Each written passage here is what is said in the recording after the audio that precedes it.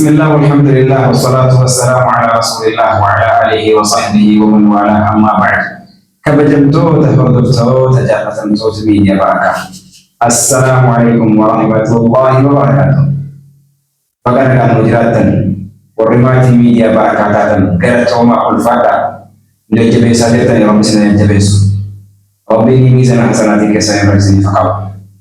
ورمات ميديا بركاتا ماتي ميديا بركة المفتاح بارك الله فيكم وأن ربي برد خير إرى أقل ميزان حسناتك إن المفتاح والجنة جنة وكان جرى إسنس قول بحدا شيري بردا ولين حمل كوفنو ولين وان خير الجنة أمو مسؤول ماتي ميديا بركاتاتا يوهن كن أغرتن كومنتي نقرأ نتي ما جدت نبرساتي كان سنوري سامن Yo wan bagida karatan isho nunda menjadi sawantai ambil turawantai naiki nufura barakallahu fikum jazakumullahu khairan wali kota nafas merofik nyafli wan kan paham itu yo ajabat koda karatan rabbi berarti hasabarati mizan hasanati roke saya rasini tawantai akakan wali hadiah barakallahu fikum rabbi sinabah bayi menjadi besitan rabbi ini akhirat dunia kan kisah sini petunjuk karena tiang sudah ergaan kabuhara namun terkena kubana dan desan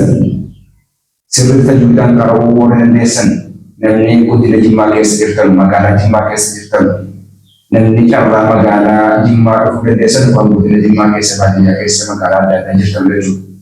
namun ini magana jimak esirkan amas lebih kubana orang kabel terkena bareda terjudan nanti karawu dan desan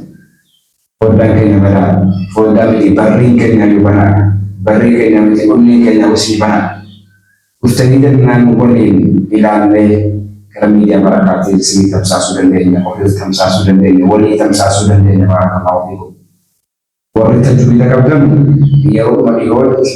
untuk orang wali jadi nak usahakan kenya ni ada tu sini bantan sini jerah, mobil bilati. Kota. Bagi tersebut dalam agama jemaah yang tercuburi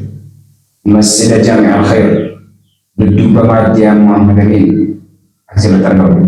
Barakallahu fikum Ati keluarga juga desa yang berberati Duduk kota di boleh terufne boleh fungsi dan damu kami di menjabani sentitirate ajti orang dan sertifikat dena Amas wari dakwah usul dakwati wujud dan desa umat dan kabar badan Hala mujtama Islam hala galina matagosu ya ada kabdal amas balik ke sini bana ulang ke sini bana wali Islam ma kain ada jelefan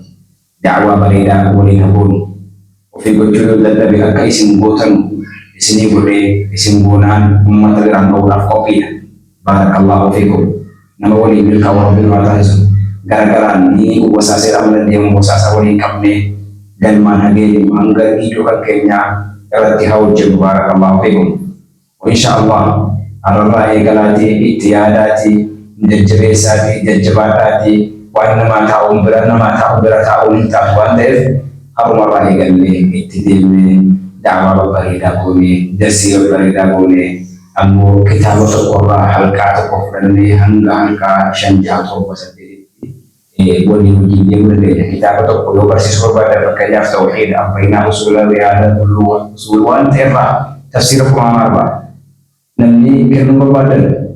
kopi kamu opor menjerah bakal jirtan tuwa mutaus